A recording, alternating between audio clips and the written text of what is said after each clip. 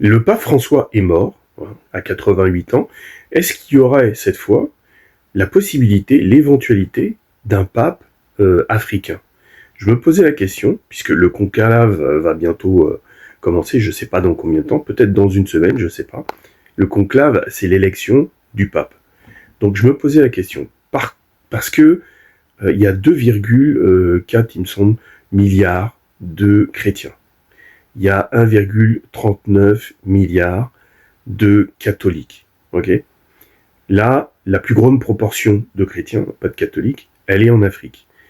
Là, ils sont au niveau catholique. L'Europe doit être à 20%, l'Afrique à 20%, ou peut-être l'Europe à 24%. Mais bon, en 2050, c'est l'Afrique qui sera largement devant en termes de chrétienté. Ils seront vraiment au-dessus au niveau du nombre de catholiques, plus que même l'Amérique du Sud. Donc forcément, c'est la démographie qui va jouer. Ce sont des prévisions. Et donc, je me demandais si cette fois-ci, il y aurait la possibilité, l'éventualité d'un pape noir. Qu'est-ce que ça changerait? En termes de pouvoir religieux, eh bien, le fait d'avoir un pape africain, eh bien, ça compte. Voilà. Dire que le pape voit une personne noire visible à cette fonction, ça compte, ça donne du pouvoir, c'est une sorte de soft power. Au niveau diplomatique, ça jouerait. Au niveau des causes, des problèmes liés à l'Afrique, ça jouerait. Voilà.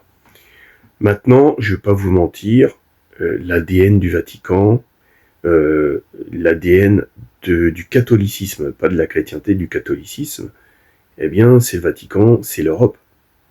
L'ADN vraiment du catholicisme, c'est les Européens.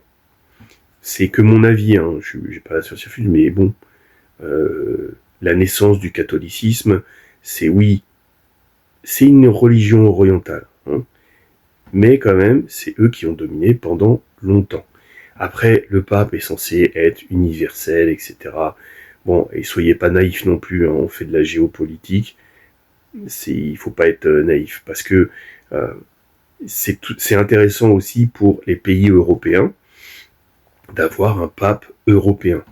C'est intéressant pour les Sud-Américains d'avoir un pape sud-américain. Ça change les choses. Le dernier pape, il était très axé sur les catholiques de la périphérie, pas ceux qui sont en Occident, ceux qui sont hors Occident. Donc ouais, parce que c'était sa sensibilité. Donc le prochain pape, s'il est africain, il aura une sensibilité qui est autre. Voilà. Moi, je ne cherche pas à savoir s'il faut être chrétien ou pas.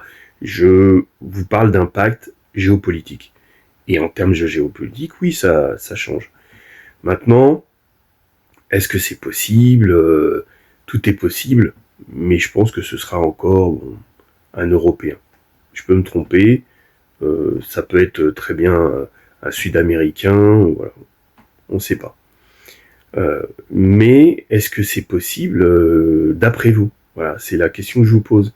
Est-ce que c'est possible d'avoir un prêtre parce que il y a quand même, un pape, il y a quand même une différence par rapport à les Africains sont beaucoup plus traditionnels, les Européens ils sont ouverts à beaucoup de choses.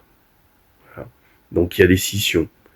Est-ce que si cette fois le pape il est pas noir, il n'y aurait pas un schisme dans l'Église catholique?